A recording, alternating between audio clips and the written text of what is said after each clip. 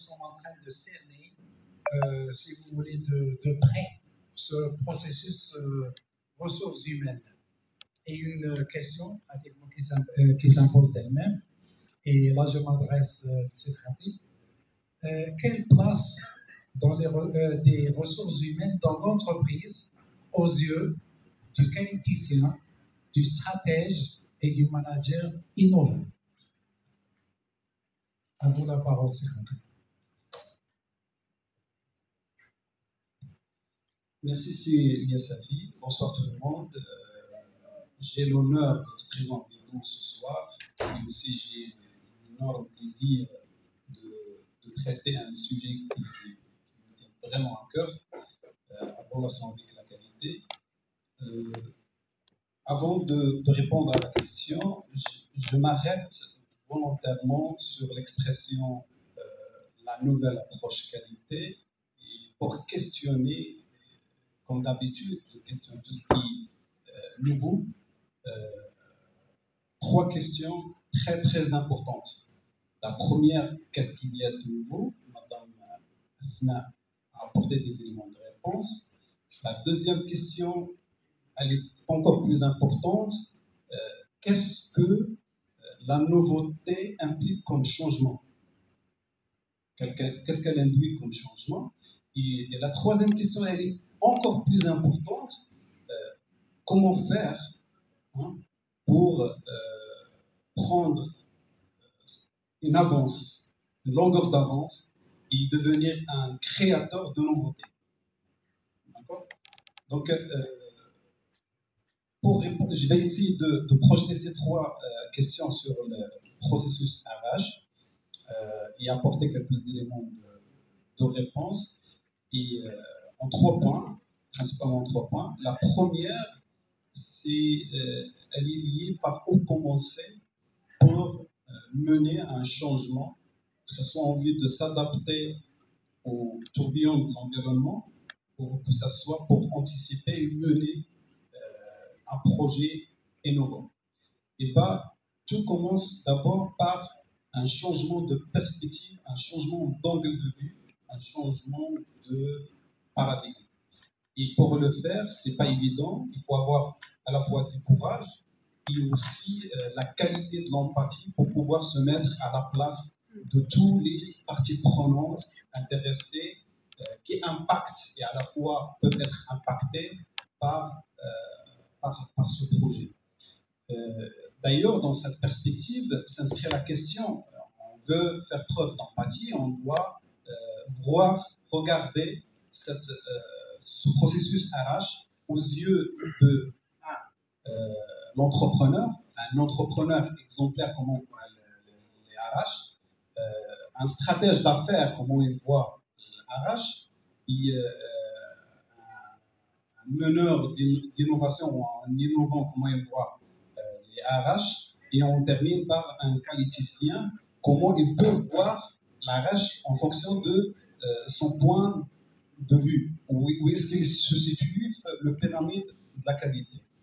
Et pour l'entrepreneur exemplaire, j'emprunte 2 citations très célèbres de Henry Ford qui résument l'équation. Il dit: prenez-moi tout, laissez-moi mes hommes et je peux reconstruire tout à zéro. Tout à partir à nouveau. Donc, et deuxième citation, il dit les 2 choses les plus importantes dans une entreprise n'apparaissent pas au bilan, à savoir les hommes et la réputation. Et ces 3 idées, elles résument, ça peut induire en erreur. On dit c'est une ancienne citation, c'est peut-être une vision obsolète. Non, pas du tout. Au contraire, elle est d'actualité. Aujourd'hui, pour valoriser une entreprise, on s'appuie sur ce qu'on appelle le capital immatériel. Et dans le capital immatériel d'une entreprise, il peut constituer jusqu'à 2/3 à 3/4 de la valeur de l'entreprise. Et essentiellement, le capital immatériel de l'entreprise, il est constitué ou il est centré sur l'être humain, c'est les hommes d'entreprise et l'image de marque qui est la réputation encore une fois. Donc, pour ce cet entrepreneur exemplaire, bien sûr, je dis exemplaire parce que c'est pas évident de trouver que tous les entrepreneurs adoptent la même vision.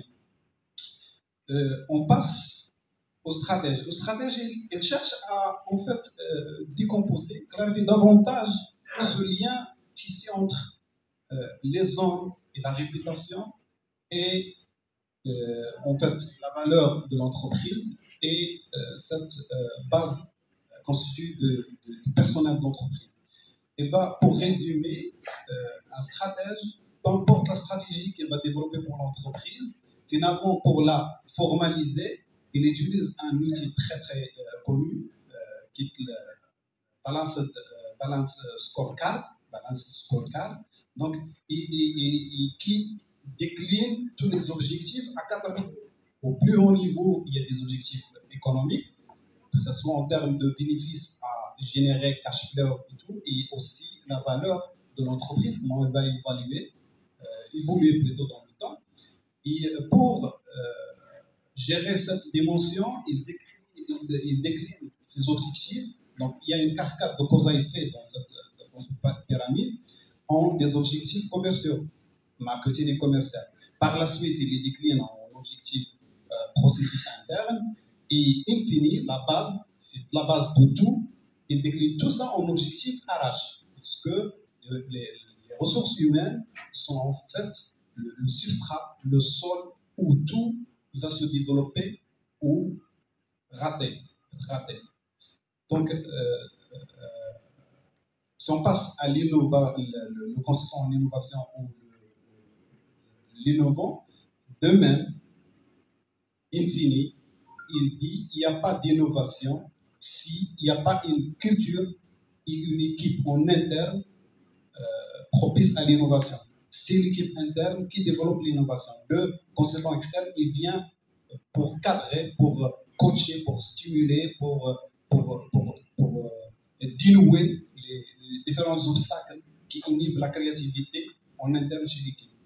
Ça, c'est son principal rôle. Quand on arrive aux qualiticiens, là, en s'appuyant sur le terrain, il y a plusieurs façons de voir les RH par les qualiticiens sur le terrain. La première, la plus simpliste et réductrice, quand ils se réfèrent à la cartographie des processus. Là, ils voient les ressources comme souvent, c'est un processus support. Donc, c'est un dossier à gérer pour avoir et à maintenir la certification. Deuxième niveau, c'est quelqu'un qui, quand il développe une vision plus approfondie, donc là, il se réfère à la norme, là, il commence à traiter les ressources humaines avec un peu plus de sérieux. C'est des ressources à manager, sinon les performances seront impactées. Maintenant, même s'il creuse en profondeur, il se réfère au principe qualité, là, c'est l'ADN, c'est la colonne vertébrale de l'entreprise. C'est à ce moment-là que sa vision, sa manière de voir les ressources humaines devient alignée avec le chef d'entreprise exemplaire, avec l'innovant, avec le stratège. Et à ce moment-là, les ressources humaines prennent leur place. Donc, quand on change de perspective, quand on change d'angle de vision, alors ce qui va suivre, c'est la valeur et l'importance des ressources humaines en entreprise, et par la suite, notre manière de gérer le processus RH tel qu'il a été présenté par ces misfits, elle devient plus sérieuse. Ce n'est pas une question pour se conformer à la norme, ni pour satisfaire ou réussir l'audit, non, c'est une question de vie et de mort pour l'entreprise, une question de durabilité. Et là, le décideur, il est automotivé pour faire les choses dans les règles de l'art. Il reste 1 minute et demie. Bon, je continue. Deuxième projection, elle est liée, elle concerne surtout les responsables qualité, les qualiticiens, tous les acteurs de la qualité, et en relation avec l'évolution technologique. Et pour synthétiser, l'évolution technologique, qu'est-ce qu'elle a apporté? Donc, elle a commencé à remplacer l'être humain, le rôle de l'être humain dans l'entreprise progressivement. L'étape 1, c'est l'invention de la machine à vapeur. Donc, on n'a plus besoin de la force musculaire d'un employé très très musclé. Non, la machine, elle va s'occuper de ça. Deuxième niveau, avec l'évolution de l'électronique, hein, l'électronique et l'évolution et le développement des automatismes, là, on commence à remplacer les tâches qui demandent un peu de technicité mais sont répétitives, modélisables. Donc, avec des automatismes, la machine, encore une fois, comment prendre la place. Mais le prochain challenge pour nous tous, pour les ressources humaines, est associé au développement de l'intelligence artificielle. Et l'intelligence artificielle, elle commence à prendre la place de l'être humain dans le domaine, dans la fonction, dans le rôle de prise de décision. Donc, pour garder sa place et pour toujours apporter une valeur ajoutée, là, il y a besoin de repenser toutes les compétences et les facultés à développer. Si je joins ça avec l'environnement très turbulent, donc, à mon sens, il y a 3 compétences ou 3 switches à réussir, sinon on risque d'être dépassé. L'un, repenser l'apprentissage. Donc, adopter des nouvelles stratégies, des nouvelles techniques qui accélèrent, qui facilitent et rendent l'apprentissage comme un processus continu dans la vie de chacun de nous. Devenir acteur de son apprentissage. On est plus la formation, ce n'est pas le responsable de formation qui va définir les besoins de personnel d'entreprise qui va orchestrer un programme de formation. C'est chaque décideur qui doit se prendre en charge, établir son plan et se lancer dans l'apprentissage. Et actuellement, c'est possible. Le troisième point sur lequel je veux me projeter, il est lié encore, en plus de l'intelligence artificielle, c'est l'évolution de la connectivité, avec des données statistiques, avec un rapport publié par Global Digital Insight en 2021, à quelques chiffres qui nous invitent à remettre en cause.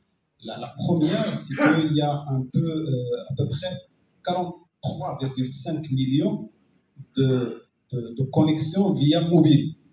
Si on rapporte ça à la population marocaine, on est à peu près, il se considère que toutes les personnes, même les bébés, ils ont des mobiles connectés. On est à un ratio à 117% de Marocains ont de connexion mobile.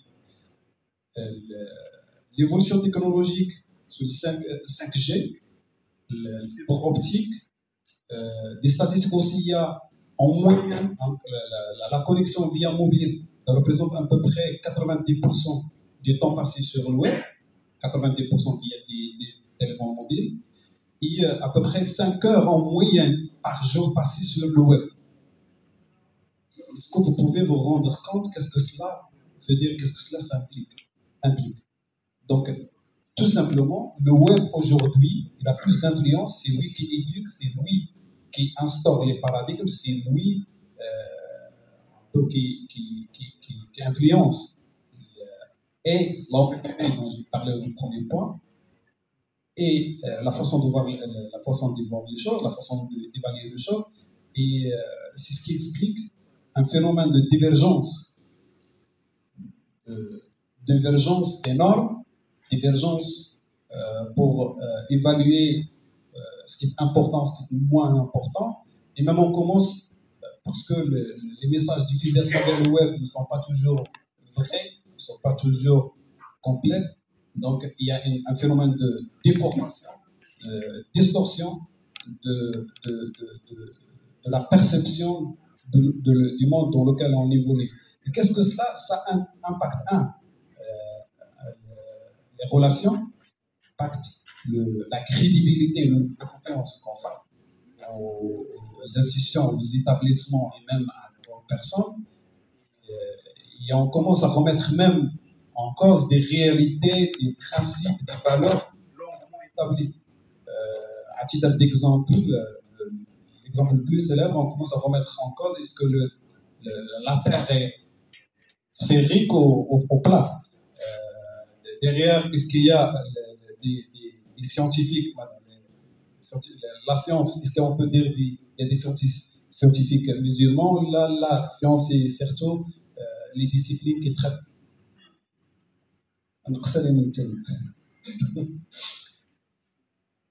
Ou là, la discipline ou la science, c'est surtout ce qui traite avec la matière. D'accord? Et l'exemple qui touche à la crédibilité, on a tous vécu le phénomène de résistance à la campagne de vaccination. Donc, malgré toute la campagne encourager la vaccination, il y a encore des gens qui font confiance à tous les messages institutionnels. Le mouvement de boycott, 3 grandes boîtes. Dernièrement, il y a une chance sur. Et ce qui est intéressant, donc on commence à remettre en cause la valeur du travail. Est-ce que le travail est un objectif en soi ou un moyen? Pourquoi travailler 6 jours pour vivre une journée par semaine? Pourquoi travailler 8 heures pour vivre 5 heures par heure? Donc on commence à tout remettre en cause. Et tous ces éléments, à mon sens, ils doivent être pris en considération lors de la conception des activités et des processus RH. Et merci. Merci, c'est rapide. Et donc, pour continuer, dans le cadre de l'enrichissement et de l'éclaircissement donc, de ce processus RH, avec cette nouvelle approche, je me retourne vers Madame Asmaël pour essayer de cadrer, comme je viens de le dire davantage, et toujours le processus ressources humaines. Il y a d'autres aspects qui doivent être développés ou qui ont été développés, hein, entre autres depuis vos interventions. Le recrutement, par exemple, la formation, il y a le plan de carrière. Et la question que j'aimerais poser à Mme Delphine, c'est comment peut-on manager au mieux ces aspects-là, notamment dans le processus RH. Merci, Sophie. Je vais être un peu bref. Juste pour lier le thème d'un processus RH dans cette approche globale.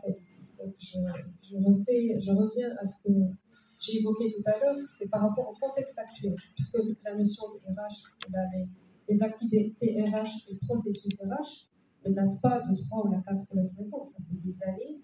La notion de recrutement, notion de formation, notion de gestion de carrière, c'est des années derrière que ce processus existe. Il est peut-être reformulé ou appelé différemment. Par contre, dans le contexte actuel, où on est dans un monde qui est volatile, qui est incertain,